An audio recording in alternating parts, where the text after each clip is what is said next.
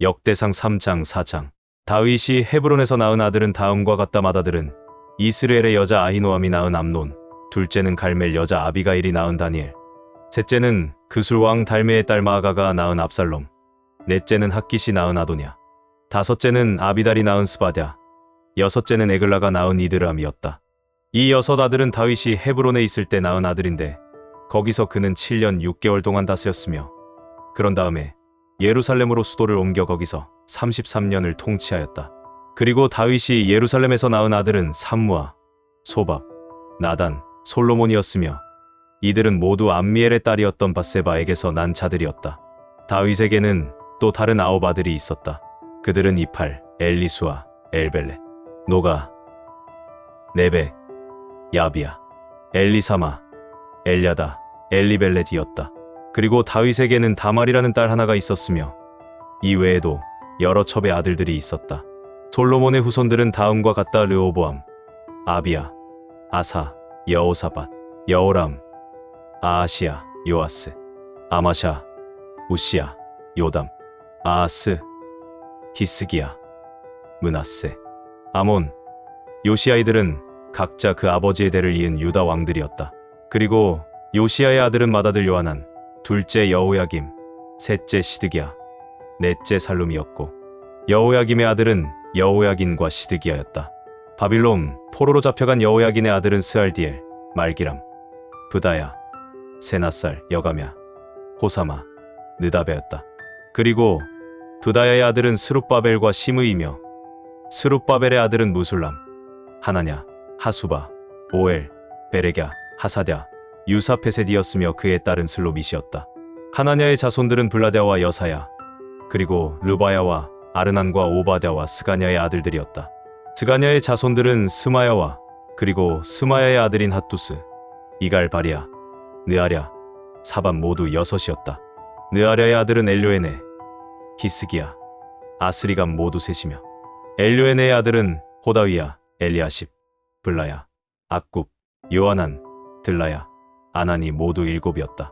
유다의 자손들은 베레스, 헤스론, 갈미, 훌, 소발이었으며 소발의 아들 르아야는 야핫의 아버지였고 야핫은 아우메와 라앗을 낳았으며 이들은 모두 소라에 살던 사람들의 조상이 되었다. 에담의 자손들은 그의 아들 이스르엘, 이스마, 이빠스와 그의 딸인 하술엘보니, 그돌의 창설자가 된 브누엘, 후사의 창설자가 된 에셀이었다. 이들은 모두 베들레헴을 창설한 에브라다의 맏아들이었던 훌의 후손들이었다. 드고아의 창설자인 아스홀에게는 헬라와 나아라라는 2 아내가 있었으며 나아라는 그를 통해서 아오삼, 헤벨, 데므니, 하아스다리를 낳았고 헬라는 세렛, 이스알, 에드난을 낳았다. 고스는 아눕과 소베바의 아버지였으며 그는 또한 하룸의 아들인 아하엘 집안의 조상이었다. 야베스는 그의 다른 형제들보다 유별나게 뛰어난 점이 있었다. 그의 어머니가 그를 낳을 때 무척 고생하였으므로 그의 이름을 야베스라고 지었는데 이것은 고통이란 뜻이다. 한때 야베스는 이스라엘의 하나님께 이렇게 기도한 적이 있었다. 하나님 이시여, 나를 축복하시고 나에게 많은 땅을 주시며 나와 함께 계셔서 모든 악과 환난에서 나를 지켜주소서. 그래서 하나님은 그의 기도에 응답해 주셨다. 수아의 형인 글룹은 무일을 낳았고 무일은 에스돈을, 에스돈은 벨라바, 바세아, 그리고 이르나아스의 창설자인 드인나를 낳았다. 이들은 모두 레가의 후손들이었다. 그나스의 아들은 온니엘과 스라야였고 온니엘의 아들은 하닷과 무오노데였으며 무오노데는 오브라의 아버지였다. 그리고 스라야는 요압의 아버지였으며 요압은 공인들의 골짜기라는 곳에 모여 사는 기능공들의 조상이었다. 여분네의 아들인 갈렙의 아들은 이루, 엘라, 나암이었으며 엘라는 그나스의 아버지였다. 여알렐렐의 아들은 시바, 디리아, 아사레이었다. 에스라의 아들은 예델, 메렛, 에벨, 얄론이며 메렛은 이집트의 공주였던 비디아와 결혼하였고 비디아는 미리암, 삼메, 에스드모아의 창설자인 이스바를 낳았다. 그리고 메렛은 유다 지파 중에서 또 다른 여자를 아내로 삼아 자식을 보게 되었는데 그들은 그돌의 창설자인 예렛, 소고의 창설자인 헤벨, 사노아의 창설자인 여구디엘이었다. 호디아는 나함의 누이와 결혼하였으며 그들의 아들 중 하나는 감히 일족이 사는 그일라의 창설자였고 또 하나는 마아가, 일족이 사는 에스드모아의 창설자였다. 시몬의 아들은 암논, 인나 베나난, 딜론이며 이시의 아들은 소엣과 벤소엣이었다. 유다의 아들인 셀라의 자손은 레가의 창설자인 엘, 마레사의 창설자인 라하다, 베다스베아에서 모시를 짜는 집안 사람들, 요김과 고세바 씨족들, 요아스, 그리고 베들레헴에서 정착하기 전에 모압을 다스렸던 사람이었으며 이 이름들은 모두 고대 기록물에 의존한 것이다. 이들은 모두 토기장이가 되어 느다임과 그데라에 살면서 왕을 위해 일하였다. 시므온의 아들은 느무엘, 야민, 야립, 세라, 사울이며 사울의 아들은 살룸이고 그의 손자는 밉삼이며 그의 증손자는 미스마였다. 미스마 이후의 혈통은 함무엘과 삭굴과 시므이로 이어졌다. 그리고 시므이에게는 아들 16과 딸 6이 있었으나 그 형제들에게는 자녀들이 많지 않았으므로 집안 전체의 사람 수는 유다 집안의 사람 수보다 많지 않았다. 다윗 시대까지 시므온의 후손들이 살던 성은 브엘세바, 몰라다, 하살수알, 비라, 에셈, 돌랏, 브두엘, 호르마, 시글락, 벤말가봇, 하살수심, 벳비리, 사하라임이었다. 그리고 이 밖에 그들이 살던 다른 성은 에담, 아인, 림몬, 도겐, 아산이었으며 또 그 성들의 주변 부락들은 바알라까지 남서쪽으로 뻗어 있었다. 다음은 양떼를 먹일 목장을 찾아서 그 돌 골짜기 동쪽까지 이동했던 시족 족장들의 이름이다. 그들은 메소밥, 야물렉, 요사, 요엘, 예후, 엘류에네, 야아고바, 여소아야, 아사야, 아디엘, 여시미엘, 브나야, 시사였다. 시사는 시비의 아들이며 시비는 알론의 아들이고 알론은 여다야의 아들이었다. 그리고 여다야는 시므리의 아들이며 시므리는 스마야의 아들이었다. 그들은 좋은 목장을 발견하였는데 그 땅은 안정되고 평화로운 곳이었으나 함의 후손들이 사는 땅이었다. 그래서 유다 왕 히스기야 때에 이 족장들은 그 땅을 침략하여 함의 후손들이 사는 집을 파괴하며 그곳 주민을 학살하고 그 땅을 빼앗아 거기에 정착하였다.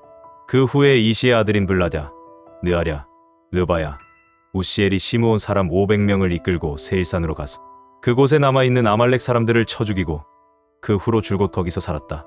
기브리서 9장. 첫 번째 계약에도 예배 규칙과 땅에 속한 성소가 있었습니다. 먼저 성막이 세워지고 그 성막은 간막이에 의해서 두 부분으로 나누어져 있었는데 그 바깥쪽을 성소라고 불렀습니다. 거기에는 등대와 빵을 차려놓은 상이 있었습니다. 그리고 간막이 휘장 안쪽을 지성소라고 불렀습니다. 거기에는 금양단과 전체를 금으로 입힌 법궤가 있고 그 안에는 만나를 담은 금항아리와 아론의 쌍난 지팡이와 계약의 두 돌판이 들어 있었습니다. 또 그 궤의 뚜껑을 속죄소라고 불렀는데 그룹이라는 영광의 천사들이 날개로 그 위를 내덮고 있었습니다. 이런 것에 대해서는 일일이 다 말할 수가 없습니다.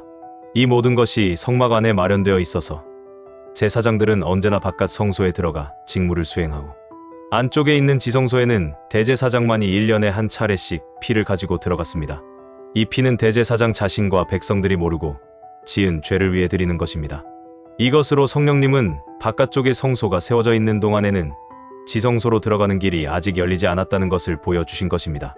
이 성막은 현 시대를 위한 비유입니다. 이 제도에 따라 예물과 제사를 드리지만 이것이 예배드리는 사람의 양심을 깨끗하게 할 수는 없습니다. 그것들은 다만 먹고 마시는 것과 몸을 씻는 여러 가지 외적인 의식에 불과한 것으로서 새로운 제도를 세울 때까지만 적용되는 규정들입니다. 그러나 그리스도께서는 이미 이루어진 좋은 일의 대제사장으로 오셔서 사람의 손으로 만들지 않은 성막, 곧 이 세상의 창조물에 속하지 않은 더 크고 완전한 성막에 들어가셨습니다. 그리고 염소나 송아지의 피가 아닌 자기 피를 가지고 단 한 번 지성소에 들어가셔서 우리의 영원한 구원을 획득하셨습니다.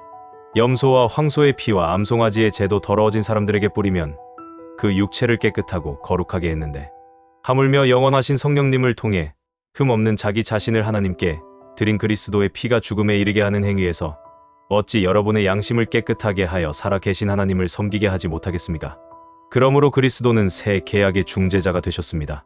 이것은 첫 계약 아래서 범한 죄를 속죄하시려고 죽으셔서 하나님의 부르심을 받은 사람들이 약속된 영원한 축복을 받도록 하기 위한 것입니다. 유언이 효력을 나타내려면 유언한 사람이 반드시 죽어야 합니다. 그것은 유언한 사람이 살아있으면 아무 효력도 없고 죽어야만 효력이 나타나기 때문입니다. 따라서 첫 계약도 피로써 효력을 갖게 되었습니다. 모세는 율법에 따라 모든 계명을 온 백성에게 말한 후에 송아지와 염소의 피를 물과 함께 가지고 와서 붉은 양털과 우슬초에 적셔 율법책과 모든 백성에게 뿌리면서 이것은 하나님이 여러분과 맺은 계약의 피입니다 라고 하였습니다. 그리고 그는 성막과 제사에 쓰이는 모든 물건에도 그와 같이 피를 뿌렸습니다. 율법에 의하면 거의 모든 것이 다 피로써 깨끗하게 되며 피 흘림이 없으면 죄의 용서도 없습니다. 하늘에 있는 것들을 모방한 지상의 모형들은 이런 방법으로 깨끗하게 해야 했습니다. 그러나 하늘에 있는 것들은 이보다 더 나은 제물로 깨끗하게 해야 합니다. 그리스도께서는 참 성소의 모형에 불과한 사람의 손으로 만든 지상의 성소에 들어가신 것이 아니라 우리를 위해 하나님 앞에 나타나시려고 하늘에 있는 성소에 들어가셨습니다. 대제사장은 자기의 피가 아닌 짐승의 피를 가지고 해마다 지성소에 들어갔으나 그리스도께서는 자주 자기를 들이실 필요가 없었습니다. 만일 그렇게 해야 한다면 그리스도께서 세상이 창조될 때부터 자주 고난을 받으셨어야 했을 것입니다. 그러나 이제 그리스도는 자기를 제물로 드려 죄를 없애려고 역사의 끝에 단번에 나타나셨습니다. 사람이 한 번 죽는 것은 정해진 운명이지만 죽은 후에는 심판이 있습니다. 이와 같이 그리스도께서도 많은 사람의 죄를 없애려고 단번에 희생의 제물이 되셨습니다. 그리고 다시 오실 때에는 죄를 위해서가 아니라 자기를 기다리는 사람들에게 구원을 주시기 위해서 두 번째 나타나실 것입니다. 아모스 3장 이스라엘 백성들아 여호와께서 너희에게 하시는 말씀을 들어라. 그가 이집트에서 인도해낸 너희 모든 백성에게 이렇게 말씀하신다. 나는 땅의 모든 민족 중에서 너희만을 택하였다. 그러므로 내가 너희 모든 죄에 대하여 너희를 벌할 것이다. 두 사람이 약속하지 않고 어떻게 함께 걸어갈 수 있겠느냐? 먹이가 없는데 사자가 어찌 숲속에서 부르짖겠으며 젊은 사자가 잡은 것이 없는데 어찌 굴에서 으르렁거리겠느냐? 덫을 놓지 않고서 새가 어떻게 잡히겠으며 아무것도 잡힌 것이 없는데 덫이 어떻게 땅에서 튀겠느냐? 성에서 전쟁의 나팔 소리가 나는데 백성이 어찌 두려워하지 않겠으며 여호와께서 보내시지 않았는데 어찌 성에 재앙이 밀어닥치겠느냐? 주 여호와께서는 자기 계획을 그의 종 예언자들에게 보이지 않고서는 아무것도 행하시지 않는다. 사자가 으르렁거리면 누가 두려워하지 않겠는가? 주 여호와께서 말씀하시면 누가 예언하지 않을 수 있겠는가? 아스돗과 이집트 궁전에 사는 자들에게 이렇게 선포하라. 너희는 사마리아의 여러 산에 모여서 이스라엘의 큰 혼란과 그 백성이 범죄하는 광경을 지켜보아라. 주 여호와께서 말씀하신다. 남의 것을 강제로 빼앗고 약탈한 것으로 자기 저택을 채우는 자들이 옳은 일을 행할 줄 모른다. 그러므로 한 대적이 그들의 땅을 포위하고 그 경비망을 뚫고 들어가 그들의 저택을 약탈할 것이다. 여호와께서 말씀하신다. 목자가 사자의 입에서 양의 두 다리나 귀 한쪽만 구해 내듯이 호화로운 침대 생활을 하는 사마리아 사람들 가운데서도 소수의 사람들만 구출될 것이다. 전능하신 주 여호와 하나님이 말씀하신다. 너희는 듣고 야곱의 후손들에게 증거하라. 내가 이스라엘의 죄에 대하여 그를 벌하는 날에 베델의 단들을 헐어버리겠다. 그 단의 뿔들이 꺾여 땅에 떨어질 것이다. 내가 또 겨울집과 여름집을 치겠다. 상하로 꾸민 집들이 무너질 것이며 큰 저택들이 완전히 파괴될 것이다. 시편 146편 147편 여호와를 찬양하라. 내 영혼아 여호와를 찬양하라. 내가 살아있는 동안 여호와를 찬양하며 매 평생에 하나님을 찬송하리라.